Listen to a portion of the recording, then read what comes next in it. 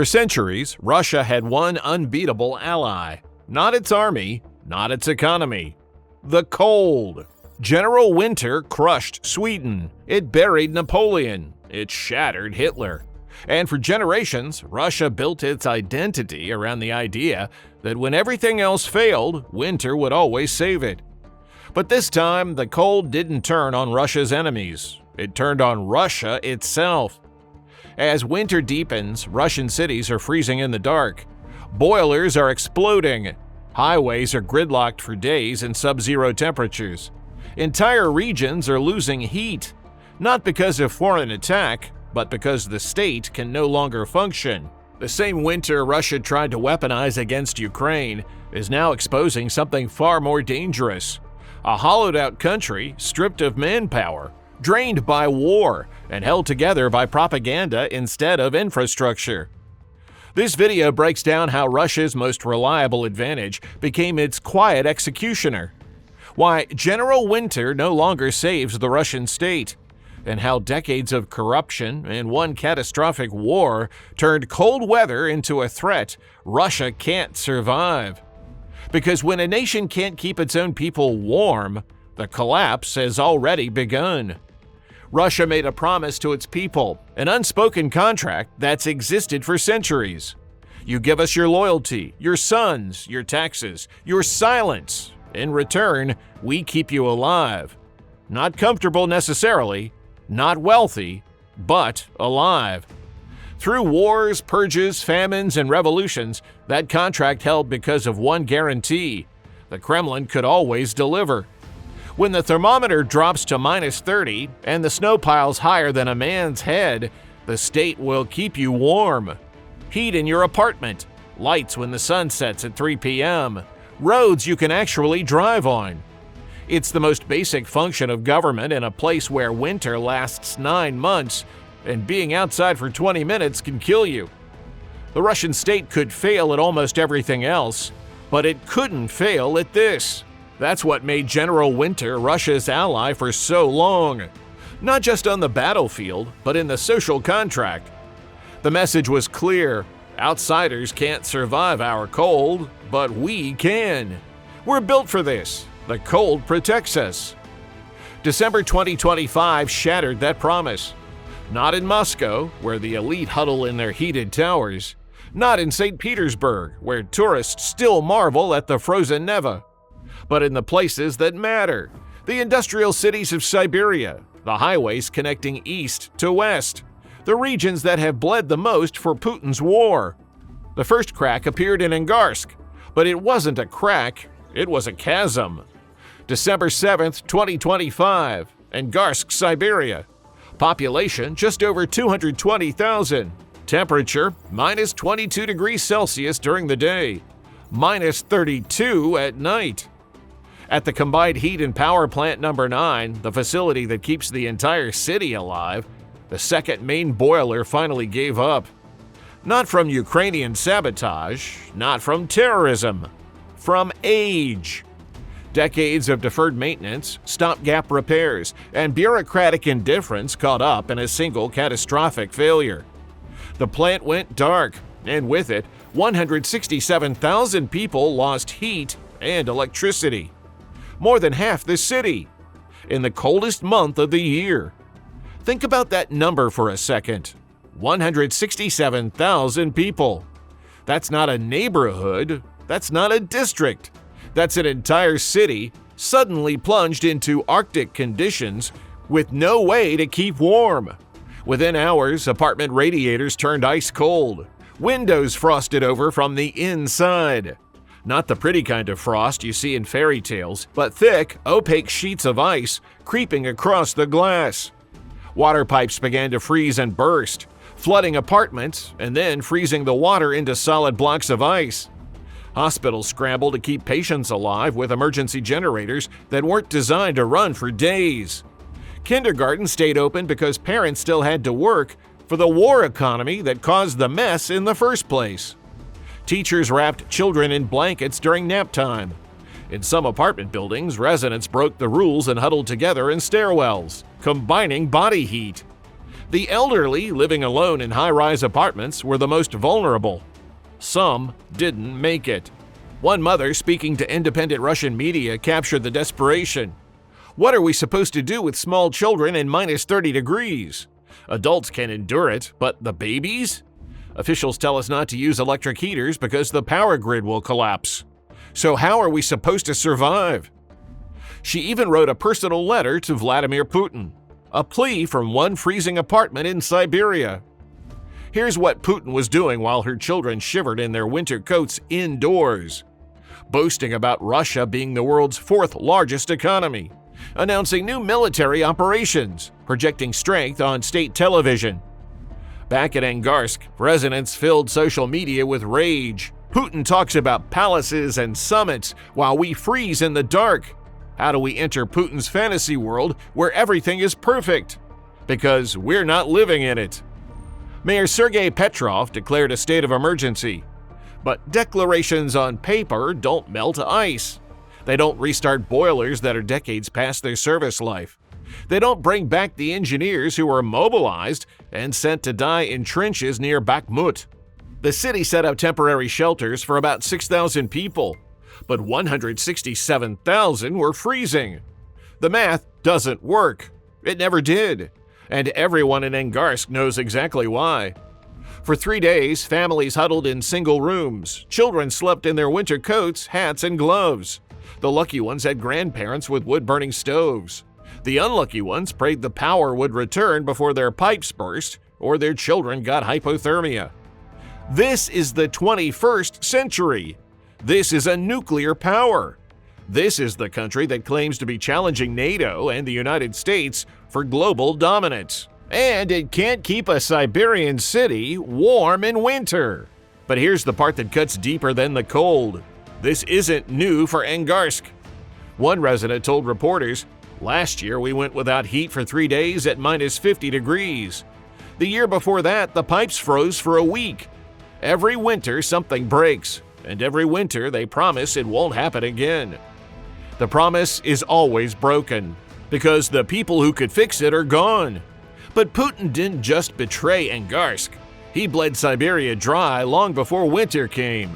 Let's talk about Irkutsk Oblast and the Republic of Buryatia, two Siberian regions that most Russians in Moscow couldn't point to on a map.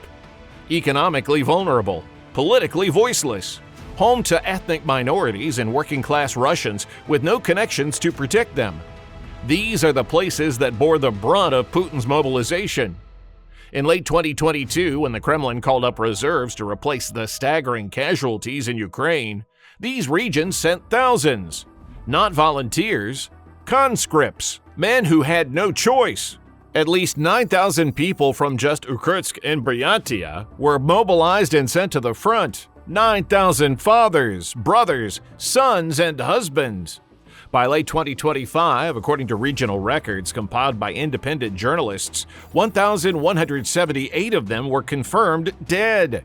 567 from Irkutsk Oblast, 611 from Buryatia.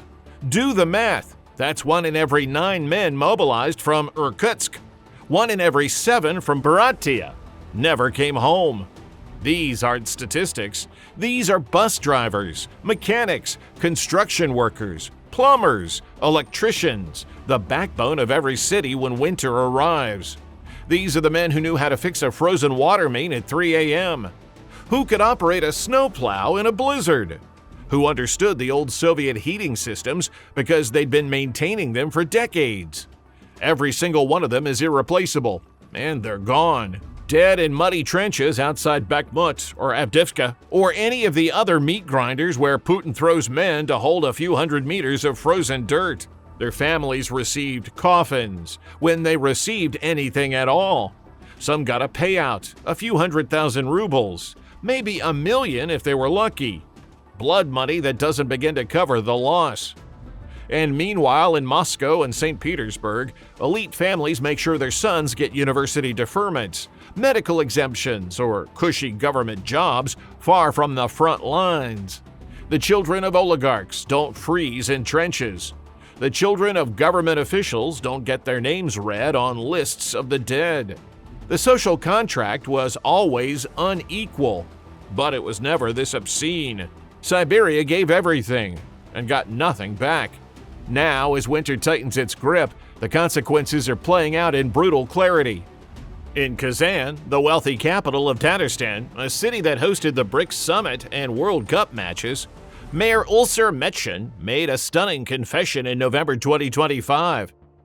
We know how to host BRICS Summits and World Cup games, but the first heavy snowfall makes us look like a team of underachievers who can't do anything. Kazan is short 100 snow removal specialists. They can't find anyone to fill the positions. In Ufa, the capital of neighboring Bashkortostan, the situation is even worse. 1,180 municipal positions remain unfilled. Half of the city's public works staff is simply gone. Where did they go? They're in Ukraine, or they fled the country to avoid conscription. Or they're buried in anonymous graves marked with wooden crosses. The men who operate snowplows, repair heating systems, fix burst pipes, and keep the roads passable in minus 40 degrees, they're not there anymore. Putin took them for his war. And now, when the boilers explode and the roads freeze and the power goes out, there's nobody left to fix it. In Vladivostok, a major Pacific port city, where temperatures were a relatively mild minus 3 degrees, 6,000 residents still lost heating due to equipment failure. In cities across the Urals, transformers blew out from overuse, causing cascading blackouts. Many of these transformers were imported from the West in the 1990s and early 2000s. The companies that made them no longer support them. The replacement parts don't exist. In Chita, a major heating pipeline burst earlier in 2025, flooding streets with boiling water that immediately froze into bizarre ice sculptures around parked cars. It took weeks to repair. In Nizhny Tagil, residents endured repeated power outages as the electrical grid stretched beyond its limits, simply gave up. This is happening everywhere, not just in one unlucky city, not just one bad winter. This is systemic collapse playing out in slow motion across 11 time zones. Even in Yakutsk, the coldest city in the world, where winter lasts 9 months, the first snowfall in September somehow came as a surprise to municipal authorities. One resident summed up the absurdity. Every year, winter comes unexpectedly for our city services. The roads turn into ice rinks. Buses are delayed for hours. In a place where being outside for 20 minutes can be deadly, a delayed bus is a life-threatening situation. This isn't incompetence, it's systemic collapse. But wait, it gets worse. On December 1st, 2025, a blizzard hit the Baikal Highway. This is the Trans-Siberian route, one of the most critical transportation arteries in Russia, connecting Irkutsk and Buryatia to the rest of the country. Heavy snow, high winds, temperatures around minus 30 degrees. The highway should have been cleared immediately. Snowplow should have been deployed. Emergency services should have been ready. Instead, a 100-kilometer traffic jam formed. 100 kilometers! That's 62 miles of vehicles trapped on an open highway in sub-zero temperatures. Hundreds of trucks, hundreds of cars, families with children. For 3 days, they sat there. Engines idling to provide heat, burning through fuel. Food running out, no toilets, no shelter. Parents wrapped their children in every piece of clothing they had and prayed their fuel wouldn't run out before help arrived. Some people tried to drive on the wrong side of the road in desperation, risking head-on collisions just to escape. Others abandoned their vehicles and tried to walk to nearby villages. Local authorities eventually set up a few warming stations and brought some fuel trucks, but only after critical hours had passed. The Federal Highway Agency, Rosavtotor, blamed the drivers. Of course, the government always blames the people. Reckless truck drivers violated traffic rules and caused accidents. But the drivers tell a different story. No snowplows arrived for an entire day. No police. No emergency services. Just silence and snow and temperatures dropping. One driver told an independent outlet, "To put it plainly, it was a complete disaster. We were abandoned. They left us to freeze and hoped we'd figure it out ourselves. This is Russia in 2025. A country that launches hypersonic missiles and threatens nuclear war can't clear a highway in Siberia. Because the workers who would clear it are dead or at the front. Because the equipment is broken and the parts can't be replaced. Because every ruble that could have prevented this disaster went somewhere else. And here's where it went. In 2024, the Russian government allocated nearly 40% of its entire budget to defense and national security. 40%! That's more than the European Union and United Kingdom combined spent on defense in purchasing power parity terms. In 2025, the Kremlin earmarked 13.5 trillion rubles, roughly $134 billion, just for national defense. For context, the entire federal budget for infrastructure, housing, and utilities combined is a fraction of that. Regional governments are left scrambling for funds to maintain basic services. The cost breakdown is brutal when you do the math. A single S-400 air defense system costs about $500 million. That money could modernize the heating systems for dozens of cities like Angarsk. A single Su-35 fighter jet costs about $85 million. That could replace every piece of snow removal equipment in Kazan, Ufa, and a dozen other cities. The cruise missiles Russia fires at Ukrainian power plants? Each one costs several million dollars. Fire a dozen of them, and you've just burned through the budget that could have kept 167,000 people warm in Angarsk. Meanwhile, the infrastructure that keeps people alive? Crumbling. The boiler that failed in Angarsk was installed in the 1970s. It was supposed to last 30 to 40 years. It's now 2025. You do the math. The district heating systems across Russia were built during the Soviet era and are decades past their design lifespan. The power lines, water mains, sewage systems, all of it is running on borrowed time. And instead of replacing it, the Kremlin builds missiles.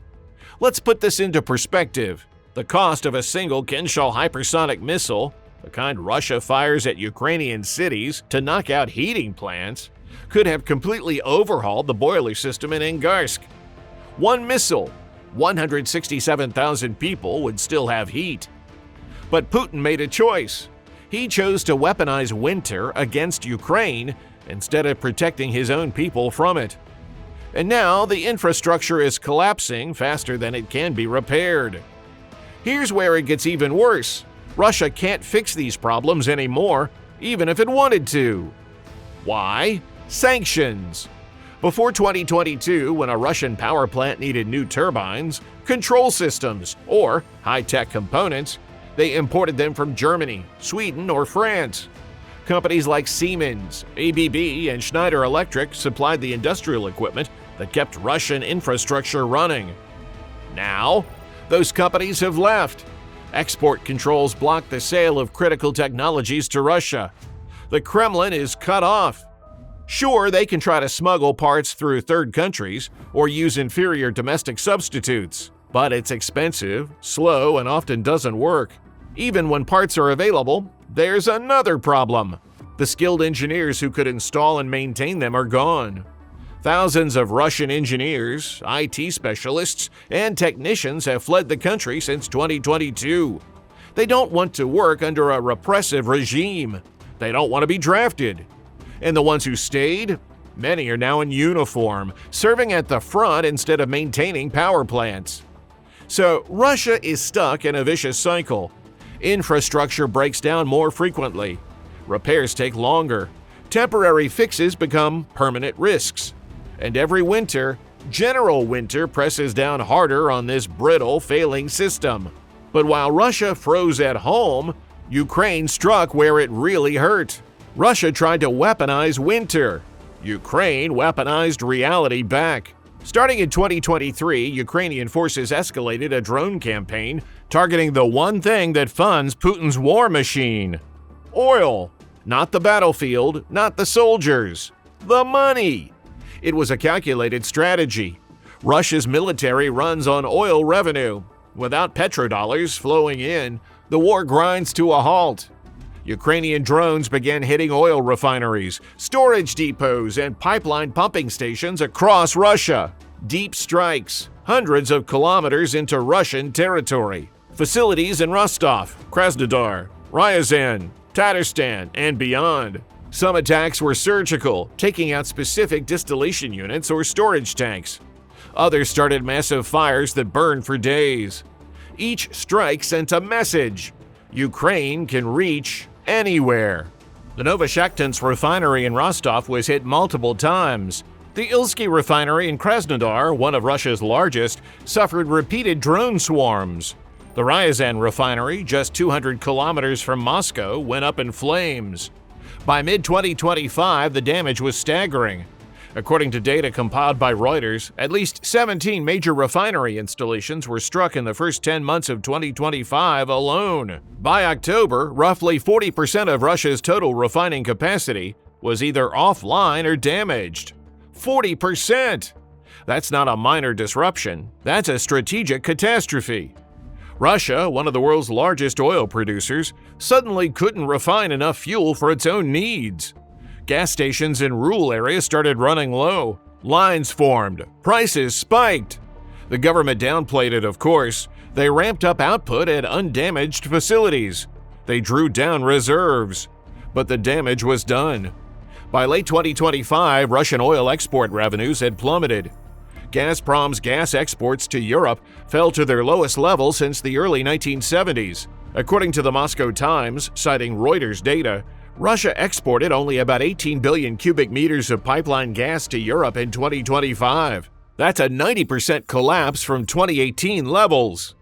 Meanwhile, the United States imposed direct sanctions on Russia's two biggest oil companies, Rosneft and Lukoil. The European Union agreed to a full ban on Russian LNG imports by 2027.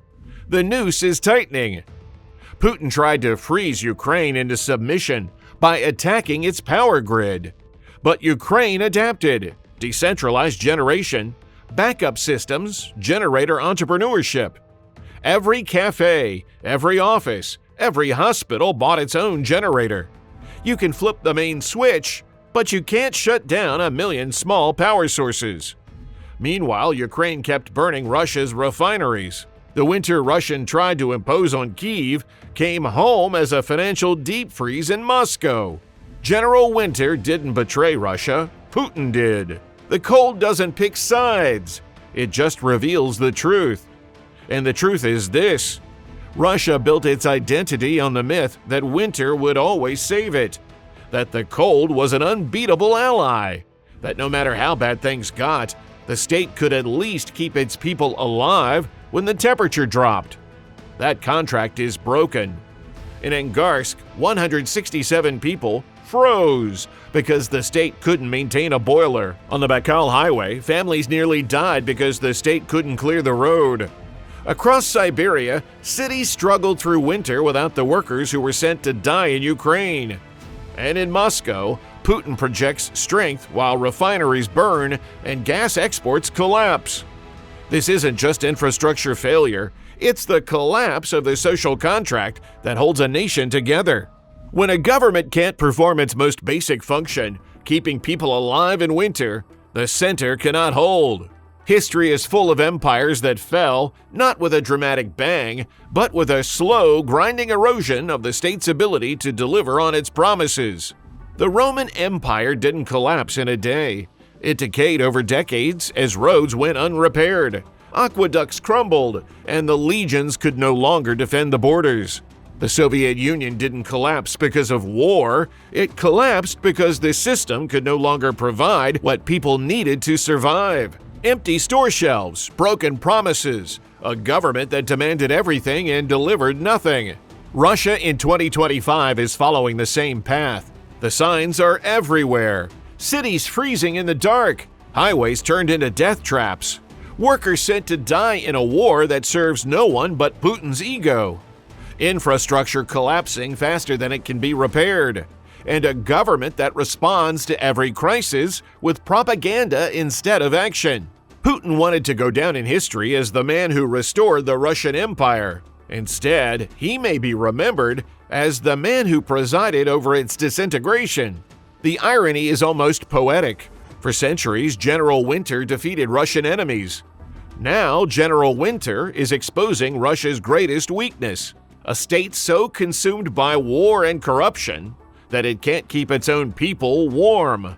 The cold that once saved Russia is now revealing the rot within. And when spring comes, when the snow melts and the ice thaws, we may find that more than infrastructure has collapsed. The trust between the Russian people and their government is freezing over, too. So what do you think? Can Russia survive this winter? Not just physically, but as a functioning state? When a nuclear power can't keep its own cities warm, when it sends its workers to die in a losing war, when it prioritizes missiles over boilers, how long before something breaks for good? Let us know in the comments. And if you want to keep tracking how empires fall, not with invasions or revolutions, but with frozen pipes and empty highways, subscribe to Fall of Nations. We follow the collapse nobody else is covering.